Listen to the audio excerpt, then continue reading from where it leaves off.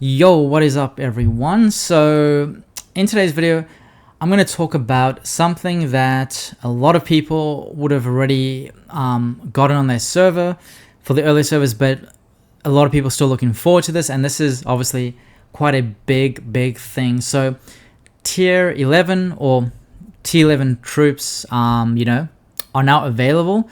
So if you have a look at, where I'm currently at, I'm on, after season 4, it's day 64.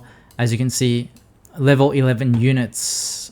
Okay, this sort of begins. So, as well as the restricted area training. So, number one, this restricted area training is replacing the honorable campaign. So, yes, there is no honorable campaign once you receive this Unit 11 sort of update on your server. So, let me start with the sort of restricted area training first. So, the way this pretty much works is you've got obviously your highest level units, right? When you start this event, they'll be training. So as you can see, my training time is just under 2 hours. They pretty much just like automatically go through and train in the background. You don't have to do anything.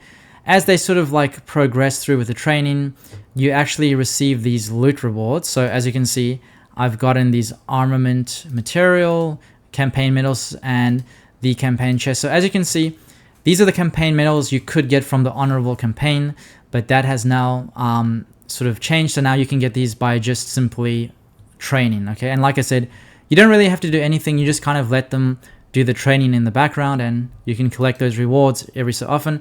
But the training is still in progress, so yeah, it won't let me collect. Oh, there we go. Now I can collect them. So yeah, got those rewards. Now, the other thing you'll notice is this little button called Challenge Boss, right? So if you click on that, you'll actually be able to challenge the boss, right? So let's say I try to attack him now, okay? So I just click on boss challenge. All right, so they'll battle it out. And in this case, I got defeated. Why? Well, if you look at his power level and you look at my power level, you'll see he is stronger. So that's why. Now, speaking of this power level, so for this unit power details, the number of units dispatched for training is equal to the total unit count of the squad with the highest march size. That's usually your first squad among all your current squads. So the system uses the squad highest unit count as the base and assumes you have dispatched the highest level units currently available to calculate this theoretical maximum power. Now, you can increase individual unit power by the unit level, unit tech, or research progress in the Armament Institute. So that's how you can increase the individual unit power. And you can increase the squad march size. Now that is this one, right? So you can increase that squad march size by either increasing the Euro level, upgrading tech related to troop march size in specialization tech, increase the Overlord's bond ratings, upgrade the tank, aircraft, or missile center buildings, increase the stars of Survivor Shirley. Now, for those who don't know, Survivor Shirley is this sort of Euro or Survivor more so, which, you can sort of upgrade. It increases the march size. And to get her, you need to actually sort of spend money in the VIP section. So if you go down, as you can see, I can get 120 of her shards if I purchase it. It is very expensive though, so depends whether or not you want to spend the money. But yeah, so that's one way you can increase your squad march size. And also you can upgrade the God of Judgment decoration. So that is this decoration. Let me see if I can find it. Where did I put it? Where did I actually put it? Where is the God of Judgment hiding? There we go. So as you can see, because it does increase your march size. So if you upgrade this, you can also increase your march size. So that's another way to do it. Yeah, so that's pretty much how you can upgrade your power and your march size.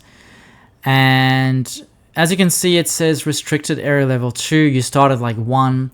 And as you sort of challenge the boss, you can see there's 50 bosses to defeat in total. As soon as you defeat the 50 bosses, you move to the next level. You can also get ranked over here based on your level. So as you can see, I got to level 2. It's kind of on boss 40. You can see these training rewards. So training rewards are calculated every 30 seconds. Each type of training grants unique rewards. Higher stage difficulty provides better training rewards. So I'm at stage or level 2. Okay, so this is my probability. I simply have to defeat the zombies while I'm doing the training. As I said, that's like an automatic process. I have a 33% of getting this armament material and a 67% of getting the campaign medals. And then I have a very small probability of getting this training supply box. So if I open the training supply box, I can get a random reward. So I can get this armament core. So that's a 14.3%. Armament material, 38.1%. The UR rated campaign chest, 23.8%. And the super rare rated campaign chest, there is a 23.8% chance to get that one. Also, I can also get random events. These may pop up during the training. I need to complete them to earn substantial rewards. So if I can actually find one, let me go back. So if you can see this button in the bottom right corner, right, that looks like a notepad, you'll see I've got these 2 events that's popped up, right? So if I click on this one, it tells me what I need to do. So make 5 alliance donations. So if I make 5 of those, I can get all of these rewards. Then I have this other event that's popped up, and if I complete 3 radar tasks, I can get these rewards. So these events will pop up, so make sure to always click on this little notepad icon just to double check what events you have there. And then you've also got this challenge reward. So you can challenge bosses anytime to test your units, as I showed you before. Each defeated boss grants a victory reward. Higher stage difficulty provides better boss rewards. So I can either earn this armament core or this armament material.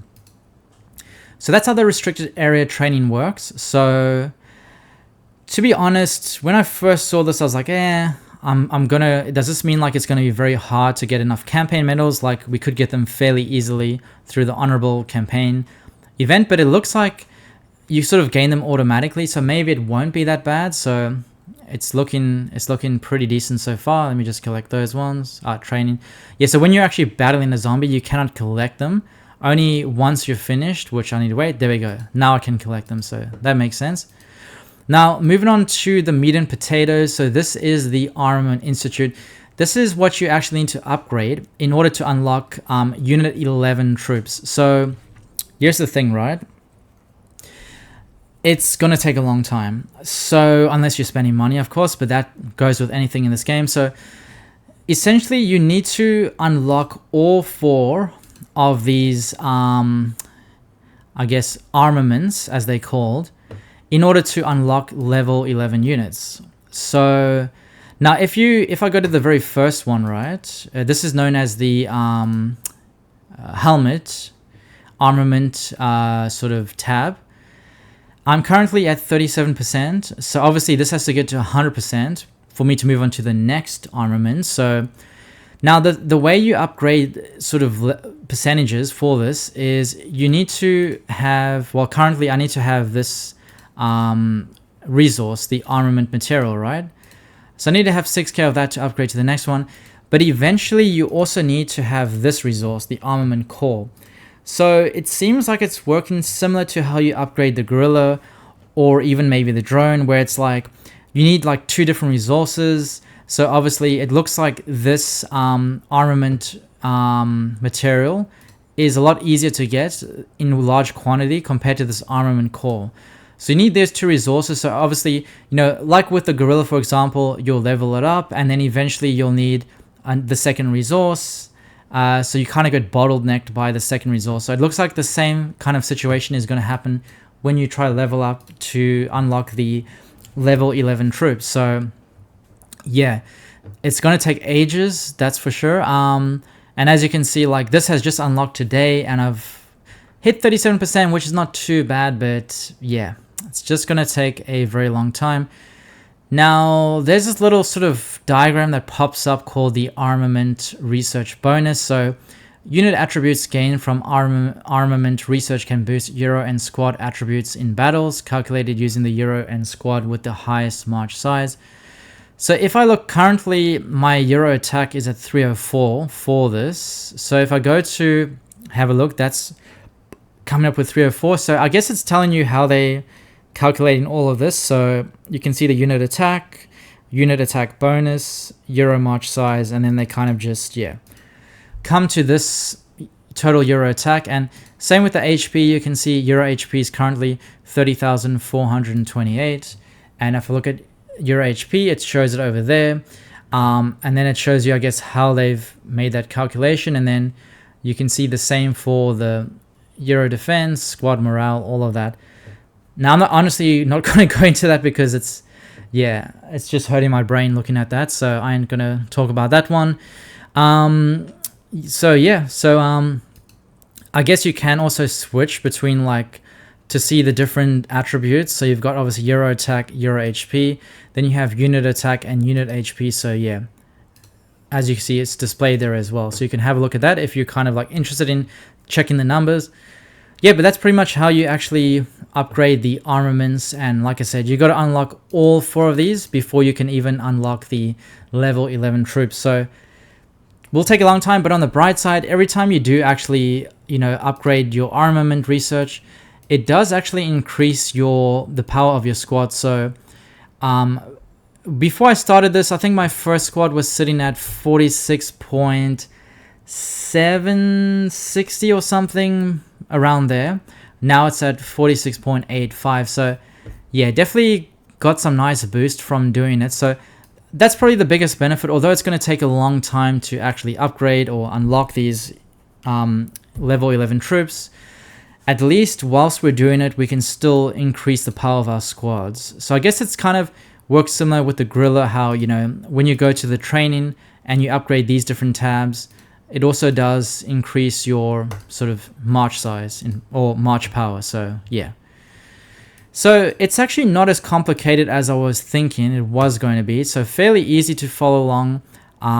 Just make sure you're always collecting your loot. And as soon as you notice your power is high enough, challenge the boss. It does appear that you do actually have to have a higher power level to guarantee victory. It's not like where you battle other players where you may be like 2 million, 4 million below them and can still win.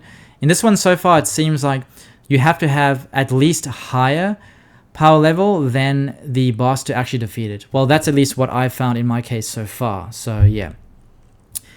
And you can also enable auto challenge. So when you first start this event, obviously you'll start at the very bottom. It takes quite a long time to go up. So just I'd recommend to hit auto challenge and just do the boss challenge and let it just run its course.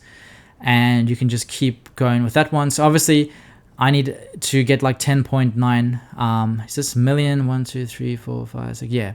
But 10.9 million, so I'm at 10.947, so yeah, still have a bit of a way to go before I can challenge this boss. And like I said, once you defeat 50 bosses, you move on to the next level. So I'm looking to go to level 3, but it's going to be very difficult. I need to really increase my unit power for that. So, but yeah, that's pretty much how this all works. So once this starts on your server, definitely try, really get into it. Like try your best to unlock these level 11 troops as quick as possible, because I mean, it is obviously going to make a massive difference in battles. If you have level 11 troops and you're going up against someone who has level 10, you obviously already have a massive advantage. So yeah, definitely a good thing to prioritize. And yeah, that's pretty much it. So yeah, just hope you enjoyed this video. If you have any questions, leave them down below, and I'll see you in the next one.